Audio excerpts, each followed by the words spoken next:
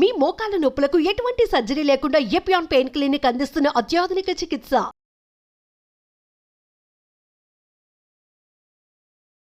Welcome to Suman TV. నేను మీ నవీన్. ప్రస్తుతం నేను బేగంపేటలోని కిమ్స్ సన్షైన్ హాస్పిటల్లో ఉన్నాను. మనతో ఉన్నారు robotic knee replacement surgeon doctor Kushal గారు. హాయ్ సార్, నమస్తే అండి. నమస్తే.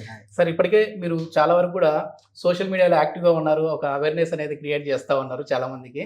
సో ఇప్పుడు వచ్చేసేసి అసలు నీ రీప్లేస్మెంట్ అనేది ఏ స్టేజ్లో చేసుకోవాలి? ఎందుకంటే డాక్టర్ దగ్గరికి వెళ్ళినప్పుడు స్టేజ్ 1, స్టేజ్ 2, స్టేజ్ 3, 4 అంటుంటారు. సో కొద్దిమంది ఏంటంటే పిఆర్పి చేయించుకోండి సరిపోతుంది అని అంటారు. అది ఎవరికి సూటబుల్ పిఆర్పి? అదేవిధంగా నీ రీప్లేస్మెంట్ ఎప్పుడు చేసుకోవాలి? రైట్. సో మోకాలు అరగడాలంటే కార్టిలేజ్ అంటే ఈ గుజ్జు ఉంటుంది కదా, ఈ నీ బోన్స్ ఇక్కడ నీ జాయింట్ ఇట్లా ఉంటే 2 ఎముకలకి మధ్యలో ఈ గుజ్జు, దీన్ని కార్టిలేజ్ అంటాము. సర్ఫేస్ కవరింగ్ అన్నమాట. ఆ గుజ్జు పాడవుతే దాన్ని ఆర్థరైటిస్ అంటాము. అది ఆర్థరైటిస్ 4 స్టేజెస్ లో నడుస్తుంది. స్టేజ్ 1, 2, 3, 4. ఓకే. స్టేజ్ 1 ఏంటనేది మనకి అసలు తెలీదు. బాడీ ఆటోమేటిక్ గా అది కాంపెన్సేట్ చేసేస్తుంది.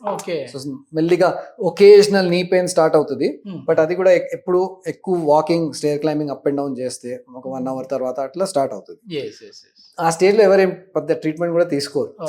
ఆటోమేటిక్లీ రివర్స్ సెటిల్ అయిపోతుంది.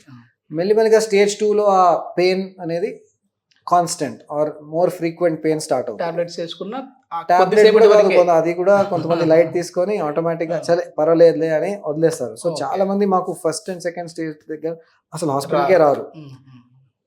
అది కాన్స్టెంట్ అయ్యాక ఫ్రీక్వెంట్లీ ఎవ్రీ డే పెయిన్ అయిన తర్వాత అప్పుడు వస్తారు. అప్పుడు ఆల్రెడీ అది ఆల్మోస్ట్ స్టేజ్ 3కి వచ్చి ఉంటుంది. స్టేజ్ 3లో కూడా కాల్ స్ట్రేటే ఉంటుంది, బట్ ఫుల్ కార్టిలేజ్ లాస్ అప్పుడు దాకా కంప్లీట్ అవ్వదు. బట్ పేషెంట్స్ కి ఇట్స్ పెయిన్ఫుల్, అందుకనే వస్తారు. ఈ 3rd స్టేజ్ దాకా మనం దాన్ని మెడిసిన్స్ తో, ఫిజియోథెరపీతో, ఒక ఎక్సర్సైజెస్ రొటీన్ తో అది హాల్ట్ చేయొచ్చు. మళ్ళీ దీంట్లో రివర్సల్ ఉండదు. సో సపోజ్ స్టేజ్ 3లో వస్తే నేను అది రివర్స్ చేసి స్టేజ్ 1లో తీసుకురాలేను. ఏ మెడిసిన్ అయినా సరే అది అట్లా పని చేయదు. But we can slow down the progression. So పూర్తిగా అరగకుండా నెక్స్ట్ స్టేజ్కి వెళ్ళకూడదని చూడవచ్చు. ఓకే. సో ఇది 3rd స్టేజ్ వరకు. 4th స్టేజ్ లో, లాస్ట్ స్టేజ్ లో కొంతమంది డైరెక్ట్లీ ఆ స్టేజ్ లోనే వస్తారు. ఎందుకంటే టాలరేట్ చేస్తారు, పర్వాలేదు. ఒకసారి డాక్టర్ దగ్గరకు వచ్చినప్పుడు కొన్ని టాబ్లెట్స్ ఇచ్చుంటారు, అవే వాడుతూ ఉంటారు. అది కూడా ప్లస్ భయం, ఎక్కడ సర్జరీ చెప్తారని ఇంకొక భయం. So but what ever it is, ఇప్పుడు స్టేజ్ 4లో వస్తే ఇట్లాంటి నీ రీప్లేస్మెంట్ ఆపరేషన్ చేయాల్సింది వస్తుంది. ఈ నీ రీప్లేస్మెంట్ లో ఏం చేస్తాము, ఈ అరిగిన బోన్ ఉంటుంది కదా, అది కట్ చేసి ఆ సర్ఫేస్ ని జస్ట్ చేంజ్ చేస్తాం అంతే. రీప్లేస్మెంట్ అనేది పెద్ద ఆర్గన్ లాగా కిడ్నీ తీసేసి కొత్త కిడ్నీ అట్లా కాదు, జస్ట్ ఒక సర్ఫేస్ చేంజ్ చేస్తాం. ఓకే. సో పైన ఒకటి మెటల్, మధ్యలో కింద మెటల్, మధ్యలో ఒక హైలీ స్పెషలైజ్డ్ ప్లాస్టిక్ అంటాం. సో ఈ నీ రీప్లేస్మెంట్ ఇట్లా అవుతుంది. దెన్ వాడుక భాషలో ఇది గుజ్జు సార్, ఇక్కడ కనపడేది కార్టిలేజ్ లాగా ఇట్లా కాదు, బట్ అది ఇది ఫైనలీ ఇది ఆర్టిఫిషియల్ జాయింట్ అన్నమాట.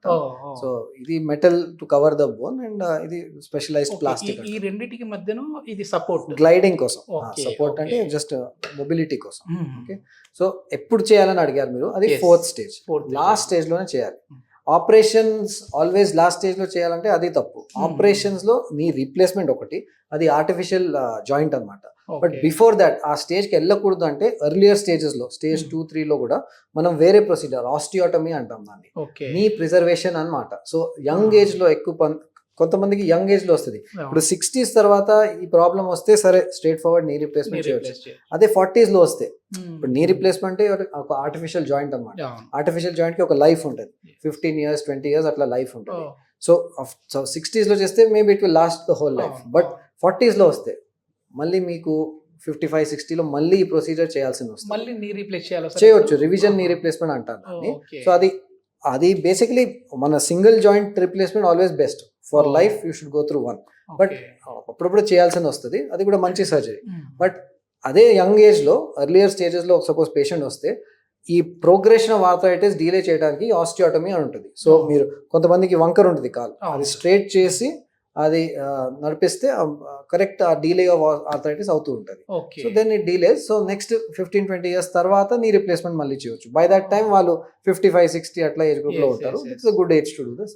మొత్తానికి ఈ ప్రాబ్లం అంతా ముందు రాకుండా ఉండాలి అని అంటే మీలో కొంచెం ఆ సింటమ్స్ కనపడినప్పుడే హాస్పిటల్కి వెళ్ళి డాక్టర్, అది మోస్ట్ ఇంపార్టెంట్. కొంతమంది ఏమనుకుంటారంటే డాక్టర్ దగ్గర వెళ్ళాము, టాబ్లెట్స్ ఇచ్చారు, టాబ్లెట్స్ తీసుకున్నాము, సెట్ Continue అయిపోయింది. చేస్తాం. కానీ Yes. అట్లా అస్సలు కాదు. Ah. ఈ కండిషన్ ఒక్కసారి వస్తే అది లైఫ్ లాంగ్ ఉంటుంది. Yes. సో అది లైఫ్ లాంగ్ ఉంటుంది అంటే రోజు మీరు ఎఫర్ట్స్ పెట్టాలి. ఇప్పుడు మెడిసిన్ రోల్ 20% దీంట్లో, అవును sir. Exercises role is 80%. Yes. అది పేషెంట్స్ అర్థం చేసుకోరు. ఎందుకంటే ఎక్సర్సైజ్ అంటే ఒక ఎఫర్ట్.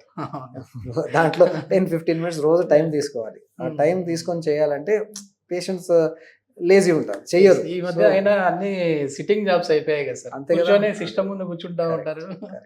సో ఏదైనా మొత్తం ఈ సిట్టింగ్ జాబ్స్ లో ఉన్న వాళ్ళకి కూడా ఇబ్బందే.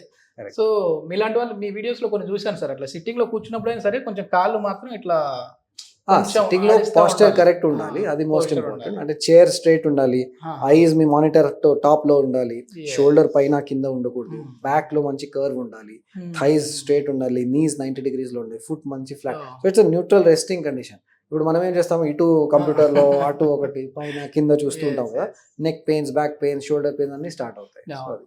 ఈ మధ్య ఈ కోవిడ్ టైంలో ఇంకా పడుకొని మరి అంతే కదా, బెడ్ పైన మనం బెడ్ పైననే స్టార్ట్ చేస్తాం పని. So Yes, that is yes. Not the good. Yes, ఇది ఒక క్లారిటీ అయితే వచ్చింది సార్. ఎప్పుడు ఆ సర్జరీకి వెళ్ళాలి, సర్జరీ కూడా అంత భయపడాల్సిన పని లేదని చెప్పేసి చెప్పారు. Thank you sir. Okay, thank you so much.